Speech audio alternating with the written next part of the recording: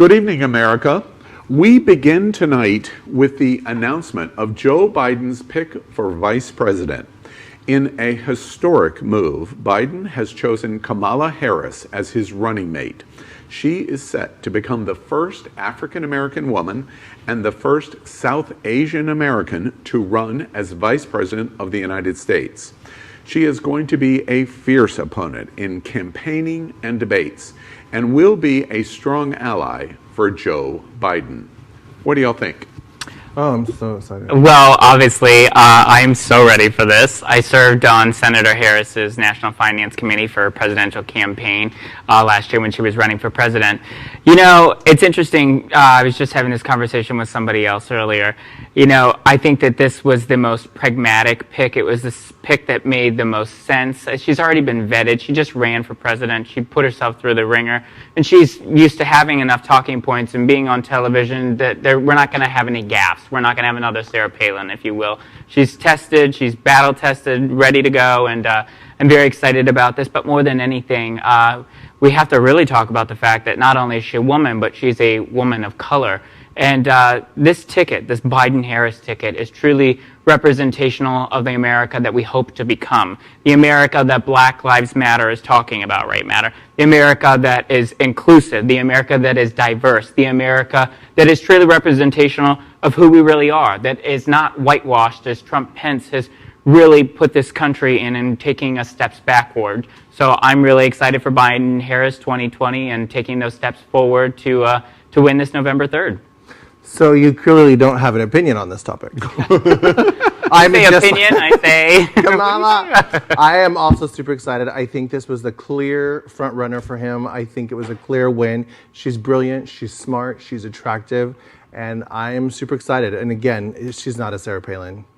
We have almost 3 months to digest and unpack the politics behind the choice today and what's going to happen up to November 3rd. So I'll leave all of the political analysis to Aaron tonight. And very good. I remind you, America, that Aaron spoke on behalf of the Happening Out Television Network and Q News Tonight in last week the plea of saying we endorse Kamala Harris for selection. Congratulations, Aaron, and everyone at Happening Out for making the selection endorsement that they did, which has come true today. The one note that I would make beyond the politics, we have plenty of time, is let's for 24 hours celebrate this moment. They're cheering on the campus of Howard University tonight. They're cheering in Charleston, South Carolina, and in South Central Chicago. This is a historic moment for not only women, but for people of color joining this moment. And the only thing that I'm sad, I want to credit Congressman Claiborne from South Carolina for saying it today, but I want to echo it because I thought it was a bullseye. It's just a shame that it wasn't 2 weeks ago where John Lewis could see this moment. True. For one day, let's celebrate the non-political history that is made on August 11th, 2020. Well, there you have it. So watch as we bring you these and other stories from the LGBTQ headlines. The Beirut explosion nearly destroyed LGBTQ groups' offices, and Russia says they have a working COVID-19 vaccine. Trump is abruptly pulled from a briefing after shots fired outside the White House. And also, outrage swells over plans for Pride Plaza. A Florida teen wins a transgendered lawsuit, and we report tonight in federal court. And a gay mayor who admitted relationship with students won't quit his House race. So good evening again, America. It is 7 p.m. Tuesday, August 11th, 2020. It is time to queer up the news. We are literally out of the closet and into the headlines. So many of your stories we're going to tell this evening on Queer News Tonight. Tonight on the world's first live daily queer evening news show. Tonight's news about the gay community and the news from an LGBTQ perspective.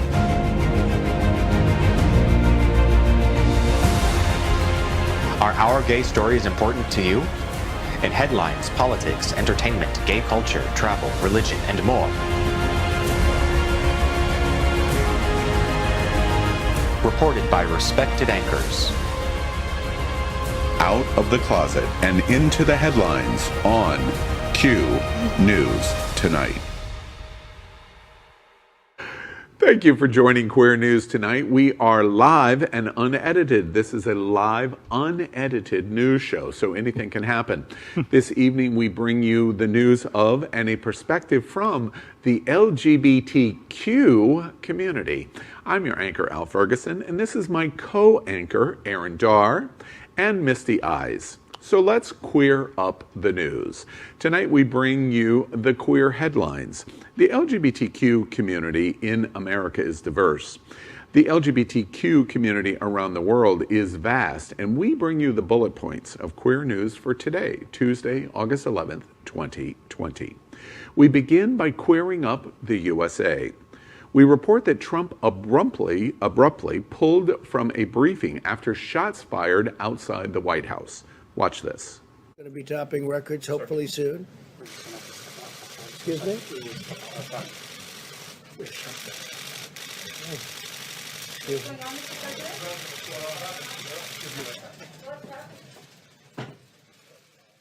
So thank you very much. Sorry for that. There was a shooting outside of the White House and seems to be very well under control. I'd like to thank the Secret Service for doing their always quick and very effective work.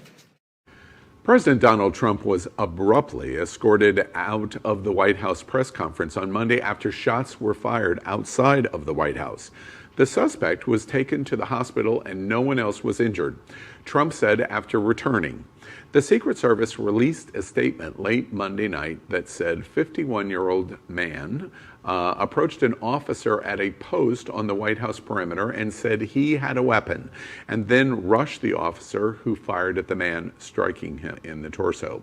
Tom Sullivan, chief of the Secret Service Uniform Division, said that at no time was the White House complex breached or that anyone inside was in danger. So my favorite part of this story was just reading that Trump escorted out of White House. I'm waiting with bated breath, y'all. All other words were lost. All other words were lost. You had me escorted out of the White House. Quickly removed. Yes, quickly removed. But outside of that, it's interesting because if you really look at this, Trump immediately goes into hiding. So evidently, he's the one pussy you're not allowed to grab.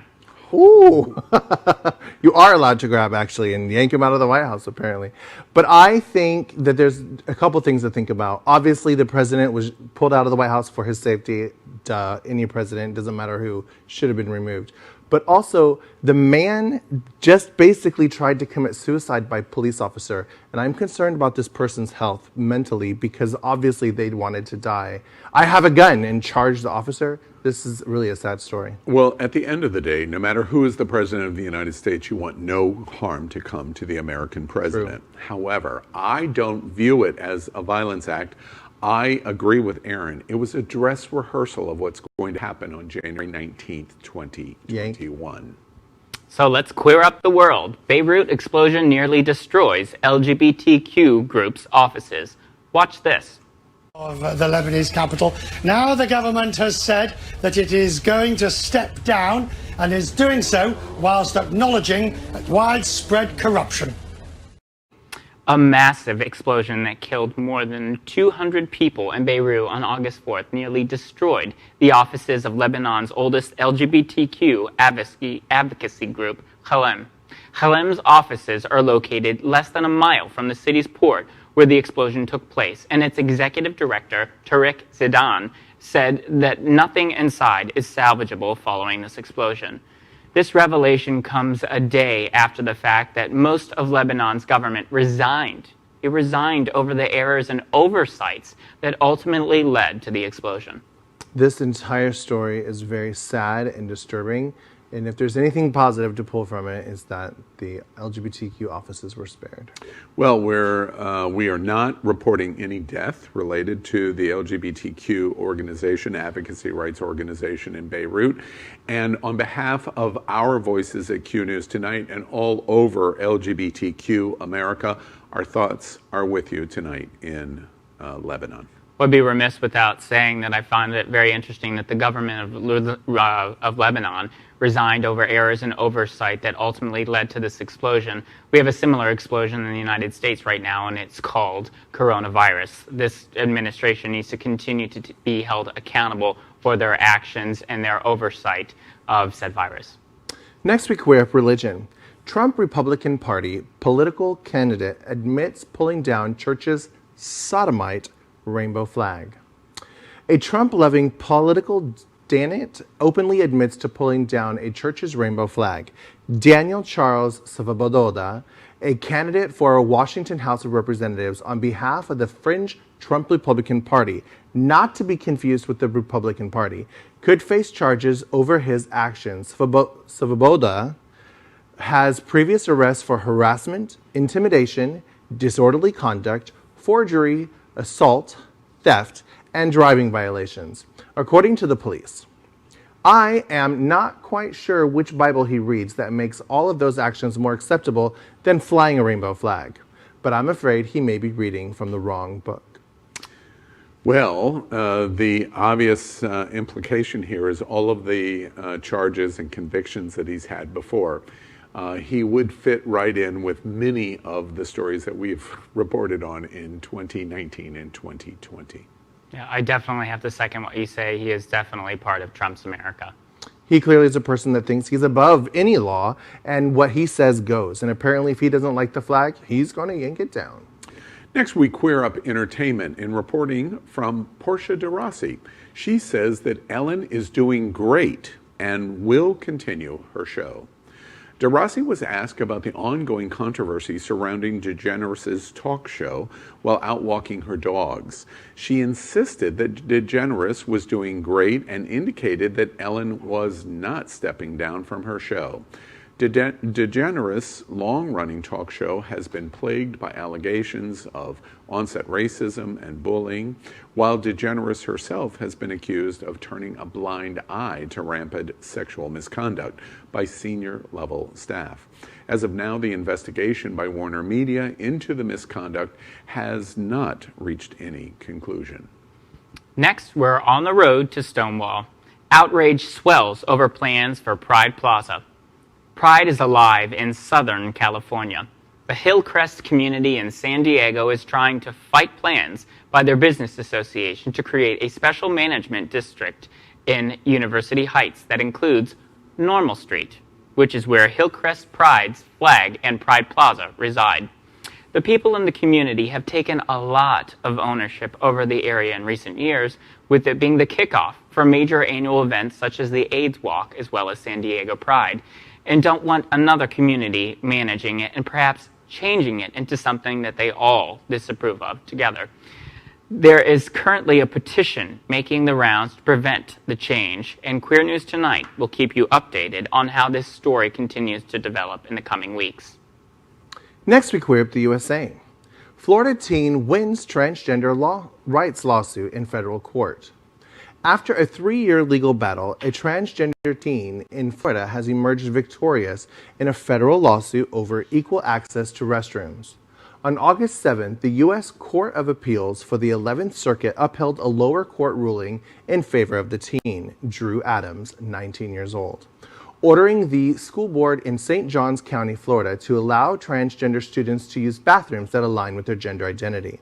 Quote, "A public school may not punish its students for gender nonconformity. Neither may a public school harm transgender students by establishing arbitrary separate rules for their restroom use," Judge William H. Pryor wrote in Friday's decision. This ruling comes as a major victory for trans people all across the United States. Next, let's queer up the vote 2020 in reporting a gay mayor who admitted relationship with students won't quit the House race. A gay Massachusetts congressional candidate, Alex Morse, under criticism regarding sexual relationships with college students, has admitted the relationships but has vowed to stay in the race. Morse is challenging incumbent U.S. Representative Richard Neal in the Democratic primary in Massachusetts' 1st Congressional District. Morse, who is now 31, became the youngest mayor in Holyoke, Massachusetts, and the first openly gay one when elected at age 22. Morse said in a statement that while he did engage in sexual conduct with students at the university, that he never engaged in unethical conduct or used his position of power as either mayor or a lecturer for romantic or sexual gain. Now, let's catch up on all of the news surrounding COVID-19 with our segment called Quarantine Quickies. The first story tonight is our daily reporting of the coronavirus facts, especially important to the LGBTQ community. First, we report on the coronavirus case numbers. Based on standard acceptance of 7% of population of the LGBTQ community, the world's LGBTQ COVID-19 cases stand at 1,426,750, while America's LGBTQ COVID-19 cases stand at 368,823. We have crossed today a threshold of 20 million reported cases worldwide. We remind you that America in that total is absolute ground zero of the pandemic. The USA has just 4.4% of the world's population, and today America is 25.8% of all of the cases in the world. Next, we report on coronavirus deaths. The world's LGBTQ COVID-19 deaths stand at a staggering 51,918, while America's LGBTQ COVID-19 deaths stand at 11,676. The USA is 22.4% of all of the deaths on this planet. Quarantine Quickies. New guidance for sex during COVID-19 says no kissing, no face-to-face positions, and condoms for oral is a must. Watch this.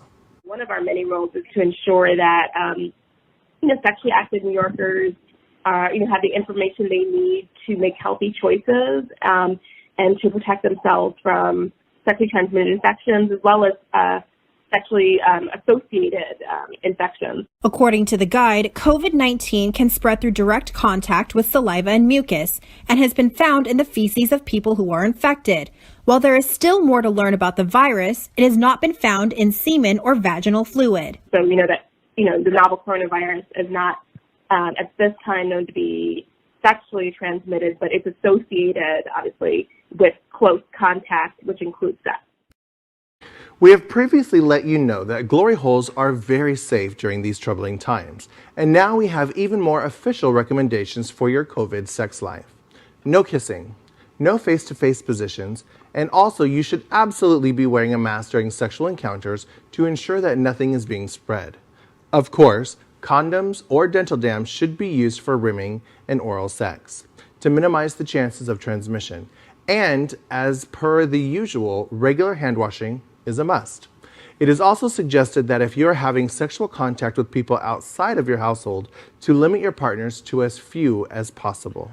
Okay, allow me to be the first to say it. It's the first time in American history recommendations from CDC and other health departments that gay sex is the safest sex, because that's what I read from these recommendations of no face-to-face sexual contact. Doggy style. Exactly. I definitely have to say, of course, we are here from the World AIDS Museum and Educational Center, so one of our main aspects is this educational narrative. So knowing the steps necessary and the precautions necessary to protect yourself and your partner. So please adhere and listen to everything that we just said. Backdoor Bambi style, guys. That's how you do it. And I don't think they're actually talking about your wives and your partners that you've been with and bubbled with during the entire quarantine. They're talking about hookups and random sex with strangers. Wear a mask. Don't face them. Don't kiss them. It makes sense. I haven't heard that phrase before, bubbled with. That's interesting. I like Your that. safe little isolation bubble. Yeah. Well, from bubbles to another quarantine quickie, Russia says they have the world's first coronavirus vaccine. Watch this.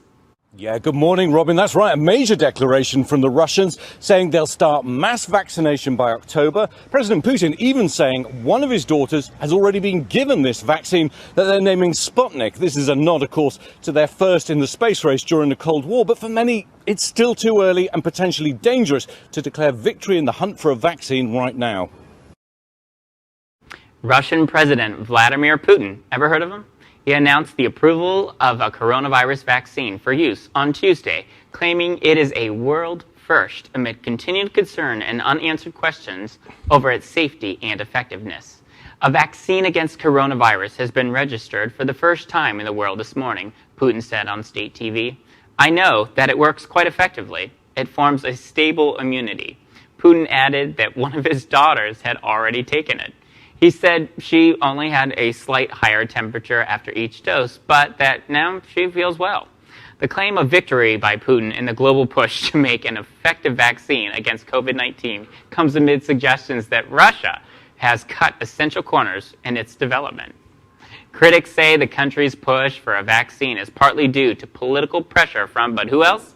The Kremlin, which is keen to portray Russia as a global scientific force. This story reminds me so much of our president. It's perfect. It's wonderful. It's amazing. I think that he definitely had to have cut corners. I'm very shocked if he actually gave his daughter a vaccine that hasn't, like our own Dr. Grossman has said, phase 1, phase 2, phase 3. There's clinical trials and you can't rush a vaccine. What if you're harming people? I'm sorry about your daughter if she's sick soon. Stay tuned as we bring you Q&A on coronavirus with Dr. Howard Grossman, part 23, our 23rd week. I have to say, in general, I hope that the vaccine is successful. I wish them great success, that it is successful. But in the response that Americans are having to the development of a vaccine in fear, I'm also happy that the experimentation of the vaccine is going to be on Russians, not here in the United States. Yeah. I also am very optimistic and hopeful for the success of this vaccine. However, I do question its development and going through the natural process that a vaccine needs to go through. I believe that people should be vaccinated, but I don't think that you could pay me to take this vaccine from Russia. Next, we queer up our segment called Good News. After we finish our headlines, we want to report on something that made us smile today in Good News. Now we queer up good news. Hot Rods is a hilarious homage to Fire Island's 1970s gay porn past. When I saw this, I just knew it had to make it for the show, as what do us gays love more than a parody of gay porn of yesteryear? Sorry. These images, thinking about me as a gay, makes me laugh. These images from the set made me laugh in delight, and I am sure that you will love them too. Watch this.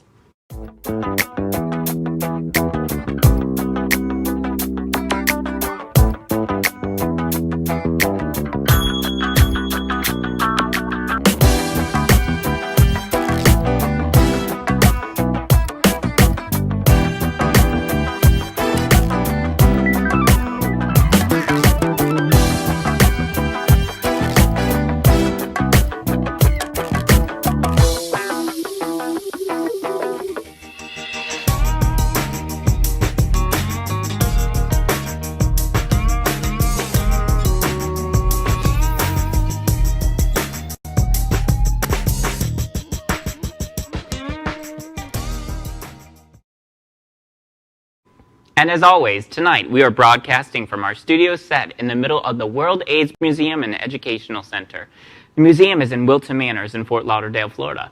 We always joke that we're coming from the gayest place on planet Earth. Again proven this evening, as we also would like to thank our set designer, Concepto Modern Living, here in Fort Lauderdale, for making this set in this living museum possible. Tonight is part 23 of Q's Q&A on coronavirus and the LGBTQ community, August 11th. This special segment is designed to be unique in America to answer your questions about coronavirus for the LGBTQ community during this pandemic.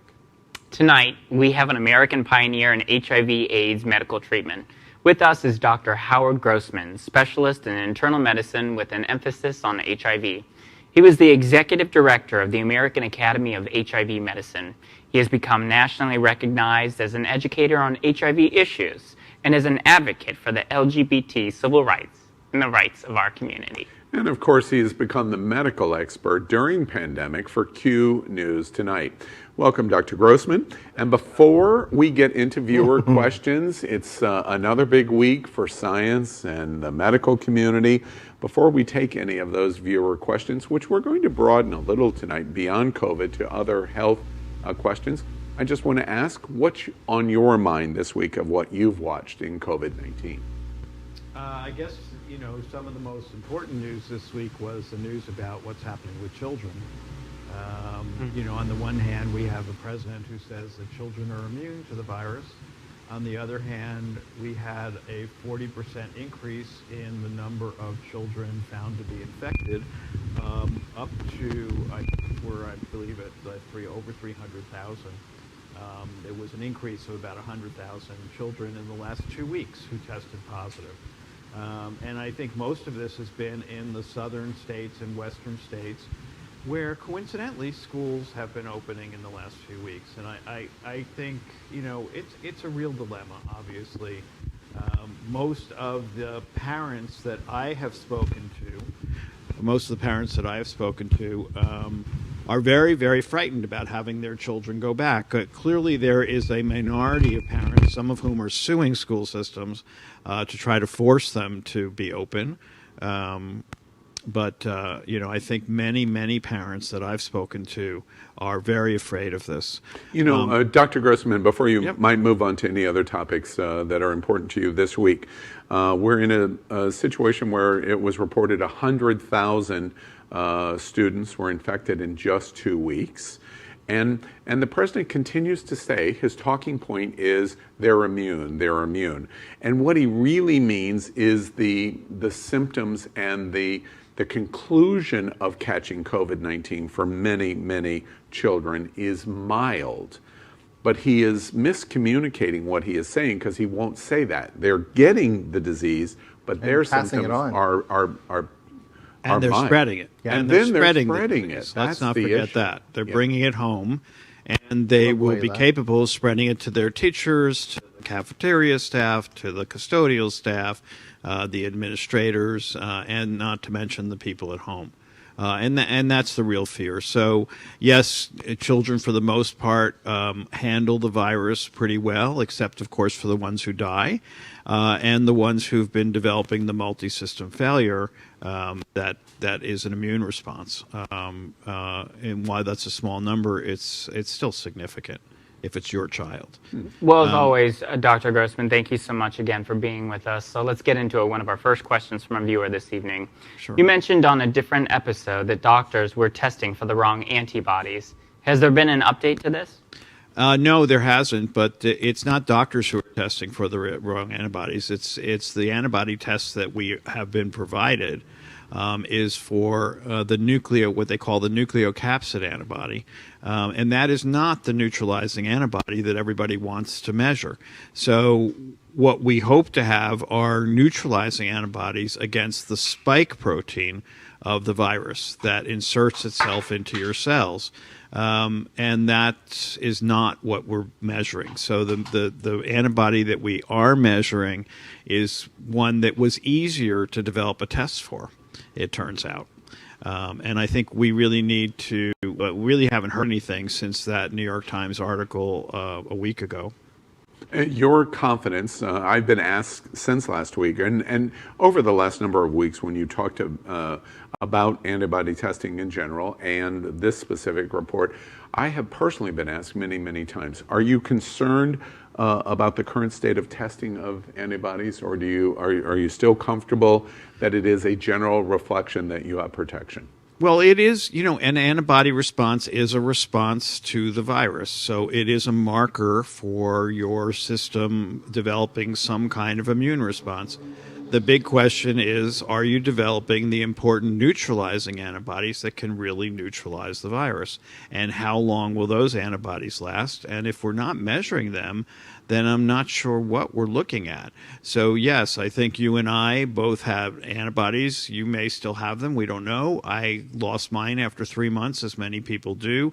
There are many people who've had serious coronavirus infection, even hospitalization, who don't develop those antibodies that are being measured. So it's not clear exactly, what we're supposed to be looking at. But like I said, I think it does show that there's been some response to the virus, and that's good. The specific question that continues to be followed up is, once you have coronavirus, you've gone through the process 2 weeks, 3 weeks, 4 weeks, whatever that might be, you're now testing negative after having COVID-19.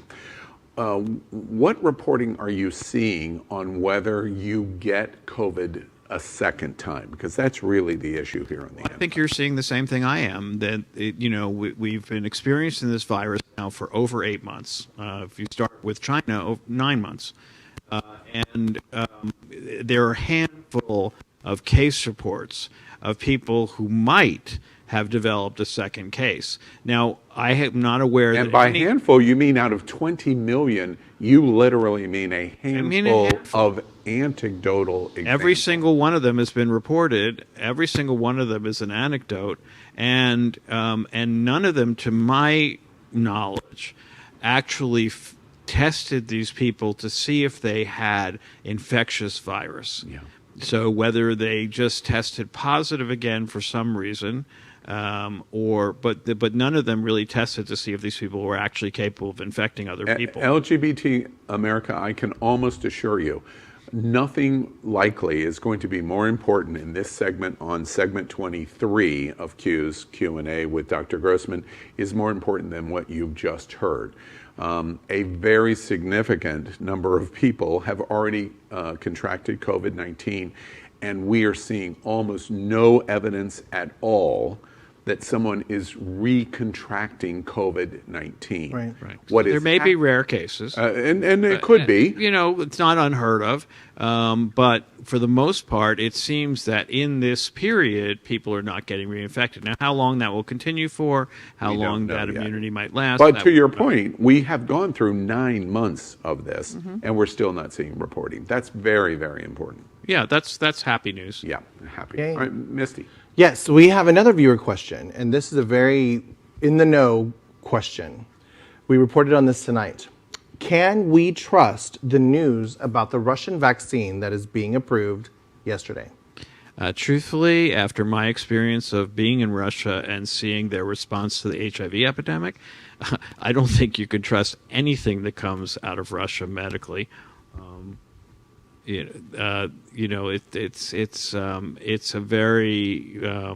It's not a very good healthcare system, let's put it that way.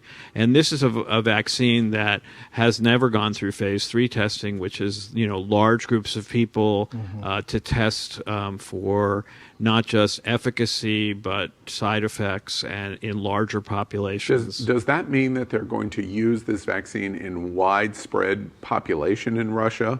I have no idea what they're going to do, truthfully. But I can tell you, after, like I said, being in hospitals where HIV patients were being treated, where they didn't even have soap and towels to wash your hands after you saw the patients, it makes me very suspicious of anything that's coming out about vaccines in Russia. What will be the signs for us, Dr. Grossman, for the LGBTQ community as we report here at Q and we watch what's happening in Russia? What will be the signs to our community that Russia is having success with this or is having catastrophic failure with this? What will be the signs that, as lay people, we can pay attention to? Well, truthfully, I think, infection rates in Moscow are quite high and in the big cities. And so if we see those infection rates drop significantly, that might be important. I'm not sure that I would trust that we would get adequate reports of negative effects. I think that Mr. Putin is very good at covering up what he doesn't want people to see. And really, where Russia was opening wide to the world 10 years ago and 15 years ago, it's back to a dictatorship. I want to make sure that we're clear. So your two observations on the vaccine being reported in Russia is be skeptical and keep paying attention and watching and seeing what happens. Exactly, to Washington and London and the other places in the world where vaccines are being tested, and including China, where they're testing a number of vaccines. I think their science is much better in China than in Russia. Okay. Dr. Grossman, our next viewer has a great question. They ask, what is known about what COVID-19 does to the heart? I'm sorry? What is known about what COVID-19 does to the heart? Well, what we know is that the immune response to COVID-19 is causing clots, microclots in vessels all over the body. And this has an impact and a strain on the heart. We know that there has been inflammatory disease of the heart as well, and so there can be heart complications in people who are severely ill. But these microclots, that seems to be a big part of why you get destruction in the lungs and the heart and in kidneys and other organs, which is why part of the treatment for severely ill people is anticoagulation. And Misty, we have a general medical question tonight. Sure. A viewer asked, I have great blood pressure, but my pulse races a lot. What can I do about this besides medication? Well, meditation, things like that, if you think that the racing pulse is due to stress. But if you continuously have a racing pulse, you may have a kind of tachycardia, rapid heartbeat, that needs to be worked up by a cardiologist. So certainly I would start with an electrocardiogram at your primary care doctor's office. But, if this is something that's chronic and it's associated with symptoms like shortness of breath or dizziness or anything like that, you definitely need to get that checked out. So, but the first response, it could be a stress-related thing, and looking at some alternatives that would be non-medical or non-therapeutic is your first recommendation. Yeah, but I think, definitely if this is something that's happening often and that has associated symptoms, again, shortness of breath, dizziness, severe fatigue, things like that, then that's something that needs a workup and may need medication. Before we come to Aaron's next viewer question, we reported tonight in Queer News tonight about recommendations of safer sex in COVID-19. And a viewer specifically asked a question. Yes, our next viewer wants to know if they actually really need to wear a condom while they're either performing or receiving oral sex. Well, that's been a question for a long time. If you look, you can Google, actually, HIV risk by sexual act, and you come up immediately with a CDC-generated chart of risk. And the risk for oral sex, both receptive and insertive, is too low to measure, is the way that the CDC has coined it. And that's been true for a long, long time. So before we had PrEP, I used to say to people, don't worry about oral sex. Go ahead and have oral sex. You don't need to use a condom. Almost nobody uses a condom for oral sex. And, perhaps if you were concerned about it, don't let somebody come in your mouth. Okay. But now we have PrEP, and certainly PrEP has been protective from HIV in 99.8% of cases. So again, I think not really an issue. But it's certainly, I know that for many people, there's still the fear of maybe and a possibility, and those people I encourage to go on PrEP. PrEP makes people feel more comfortable about oral sex. We reported about glory holes, New York's Department of Health, British Columbia's Provincial Department of Health. Would you agree? Would your observation be the same in COVID-19? You talked about HIV. How about in COVID? COVID is not transmitted sexually, so that shouldn't be a worry. Okay. And as far as, the glory holes was a good image and one that the press could grab onto, but I think there were other suggestions in that New York publication it was the first attempt to help people negotiate sex in this epidemic. And I think it was a good one, but they also talked about, intercourse with wearing masks. No face-to-face You're not position. staying 6 feet apart, so wear a mask. I mean, there were other suggestions, masturbation with somebody but further apart. A number of things that people could do just trying to be creative. Another viewer asks, have scientists learned anything new that will make you more susceptible to COVID-19? I think no. I truthfully think it seems that the greatest risk is age. The older a person is, the more at risk they are of complications. And obesity has turned out to be a very, very big factor in risk for complications from coronavirus. Hypertension, diabetes, they are all, risk factors for worse outcomes. Mm-hmm. And the same kind of risk for many, many medical conditions. Right. In other words, yeah. Well, that's our last viewer question for tonight. Dr. Grossman, anything you want to conclude on in terms of our week in COVID? It's been 23 weeks now. You and I are practically dating now. We've been here so much. Any final thoughts of what you've seen this week? Well, I think that we have good news from New York. Where the rate of positive tests has fallen to about 1% or less, which shows the impact of really strict quarantine and slow opening of the system. Now, it's unfortunate because business in New York is just destroyed. There's an article in the Times today about the number of national chains that are closing stores permanently and moving out of New York. I'm not sure what's going to happen to that great city that I love. But from an infection point of view, New York is showing the impact of taking this virus seriously.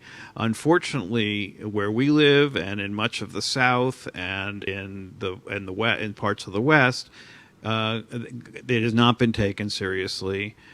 You still got people out there who think it's a hoax, and the rising infection rates are there. And so we have the grim scenario of literally millions of people getting infected in this country, and they're talking 300,000 deaths.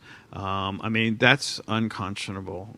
That's unimaginable, and I cannot understand how people can accept that. Mm-hmm. Well, one last thought. In terms of you commenting, right now, currently, as we speak and do this live broadcast, unedited broadcast, the largest gathering on the planet since COVID is going on in Sturgis, South Dakota. Mm-hmm. 250,000 have gathered for their motorcycle days. What do you think the results of this gathering are going to be? We're seeing the pictures largely without masks. Yeah, well, it's a super spreader event, isn't it? I mean, and those people are going to go back to everywhere they came from, which is why the people I know, friends that I Zoom with every Monday around the country, are still scared to death and staying home for the most part, because those people are out there. The super spreaders are out there, the people screaming about masks, the people who don't think this affects them, and there's no penalty. Now, here in Broward County in Florida, they just put out new guidelines today that are very, very specific about where and when you need to wear a mask, and they're going to start instituting fines. It's a $500 fine for a violation. For a deliberate violation, it could be $15,000 and 60 days in jail. That's the kind of serious public health. Do you applaud penalties those choices? Sorry? Do you applaud that kind of approach? I think I said weeks ago that's what you need to hit people in their pocketbooks. This has to impact them in some way that they will not forget. We obviously cannot depend on people's empathy. We cannot depend on their kindness, and it's unfortunate that in this country that's where we've gotten to. You know, it's very interesting as we close our segment. My impression of our conversation tonight in this Q&A with Dr. Grossman is you're very clear in the resignation of where we're at and speak much more, in fact, of the acceptance. And I can hear that loud and clear, which is, this is a fact, this is what's going on, this is what we must do about it. But the fear and the other kinds of things that have happened in previous episodes have changed a little bit. And I wonder if we're not moving. This is not a symptom of all of us moving to acceptance and now the real choices of what we're going to do.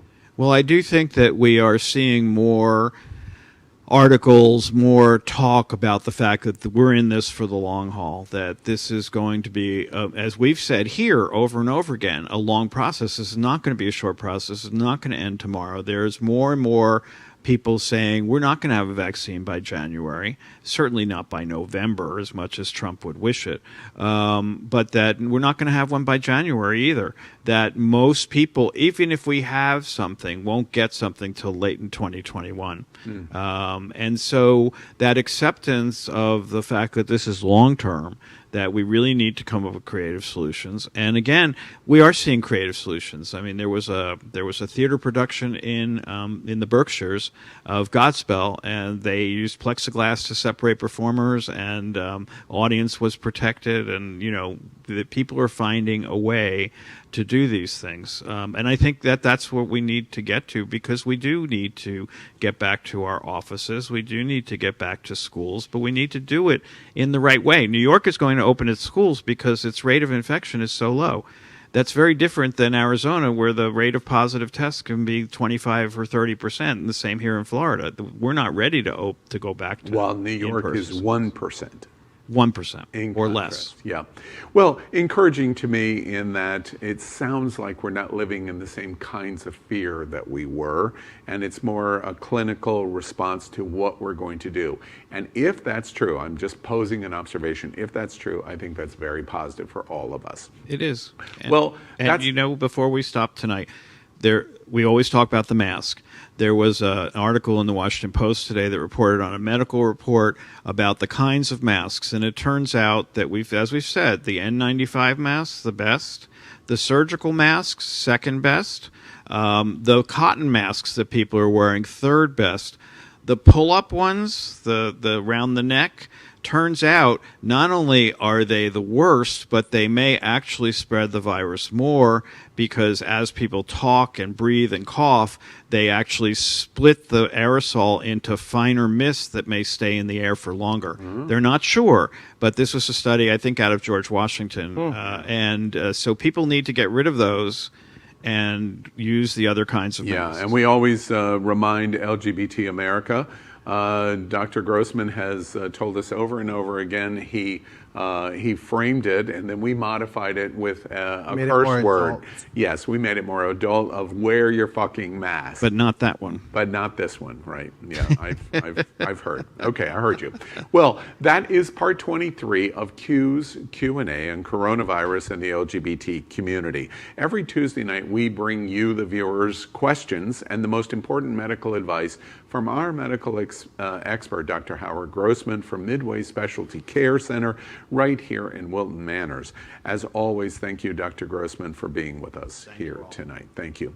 We end tonight's broadcast with The Big Finish. These are going to be short story mentions of LGBTQ news, or news with a gay perspective. So here we go. First on queer news tonight's The Big Finish. A gym owner is arrested 3 times over his anti-mask freedom in the gayest place on planet Earth. I applaud local law enforcement here in the greater Fort Lauderdale area, and as they say, lock him up. I'm so confused by this story. Okay, you did it once, you didn't learn your lesson. You did it twice, you didn't learn your lesson. Girl, 3 times?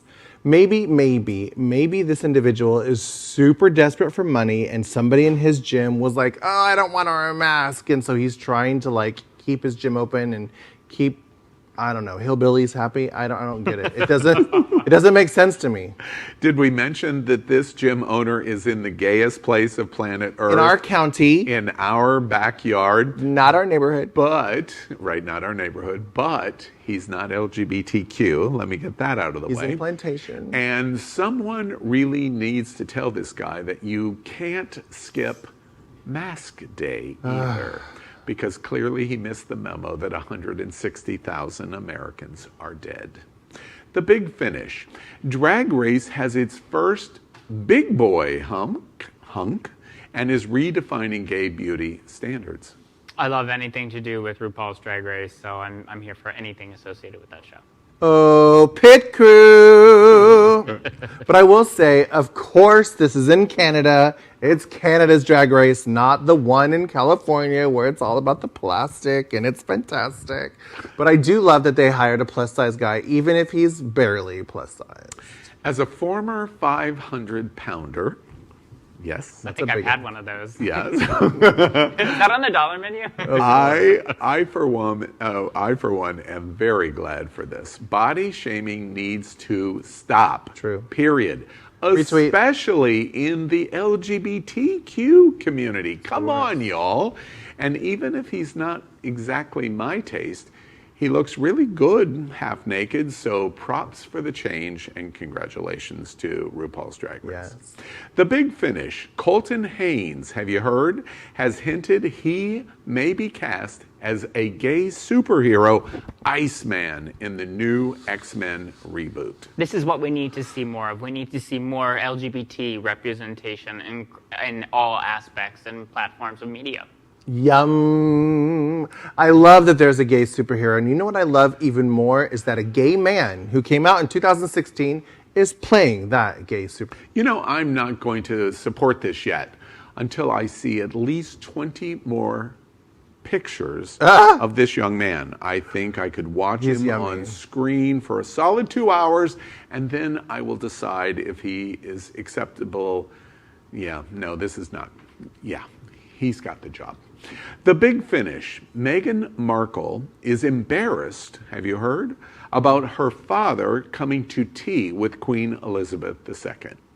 It's really such a shame. Meghan Markle's father has really made a field day out of just talking horribly about her to the press. So I have to say, people really need to continue to give Meghan Markle a pass. Give her a break. Leave her alone. I also would be very embarrassed for my father. But you know what? It is truly okay to love someone and still be embarrassed by them. You know, I think that this story is totally LGBTQ.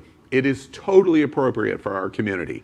How many Thanksgivings, how many Christmases, how many birthdays have we been to where we're embarrassed by family members that are present? I think most family members are embarrassed by me being present. Family is family, but you can still make fun of them. True. The big finish. School in Thailand uses plastic pens, P-E-N-S, to separate students during the pandemic. And just think, they wouldn't have to do this, and we wouldn't have to do all the crazy things that we're doing here in the United States if we would just wear a fucking mask. America, are you listening? If we're having trouble going back to school, and some parents are threatening to sue the school boards, this could work. Look at some of these pictures. There's also other pictures online are teaching the kids that 3 feet from this way and 3 feet this way, don't come close to me. They're putting red squares on the floors. But I also found it ironic that inside their plastic playpens, they still wear their masks. I don't know if it's possible to look at the picture again, production, but I would love to if we could. Thank you. Was that picture from the Mexican-Texas border? No, that was a cage. It looks like it. That was a cage. Are ICE agents the teachers in this picture? It looks like it. Seriously, I wonder if we can do something similar here in America. Just get Donald Trump his own little safe space where we don't have to hear from him for a while. Yeah, I guess wishful thinking, I know. The big finish. Carol Baskin, oh, I just can't get enough. Oh, yes, I can. Carol Baskin bashes Cardi B and Megan Thee Stallion's Lurid video, a music video for WAP. Can we please stop popularizing and glamorizing and making people like Carol Baskin Cardi B, any sexually transmitted disease that goes by the name of Jenner or Kardashian famous, please? Please, please, please. Your TV show that wasn't even about you is over, and so are your 15 minutes of fame. But seriously, America, girl power. Why is it that nobody bats an eye when the guys talk about sex, but you freak out when women spit it back? Yes, they talked about wet pussy. Yes, Carol Baskin heard the word pussy and got all excited. If boys can talk about it, girls can talk about it too. You know, I'm ashamed. Carol lives in my hometown, and I know Carol, and she is Caucasian garbage. Facebook translation. Okay. Please, please, can I please never hear from her again? It may be also not up her alley because it doesn't involve her feeding her husband to her tigers. Oh. I guess that's it. Well, lions, tigers, bears, oh my. That is today's news for the LGBTQ community on the world's first daily LGBTQ evening news show. Remember, if it's important to the LGBTQ community, it's important to Queer News Tonight. But you must help us, please. Click subscribe on YouTube and share this news. We are literally out of the closet and into the headlines. Look around this table here. This is the only source of live LGBTQ news Can I just say, in the world. You want to say the gayest place in the world? Look around this table. Look at your shirt. I wish we could zoom in on your shoes. Can we look at your shoes? Can we look at your shoes? We just talked about bashing and, well. We are uplifting. We are lifting up your shoes. That's right. They're gayer than your shirt. Your community, I'm not going to show you my shoes, America. I'm just not. Your community needs your support. And so does Al.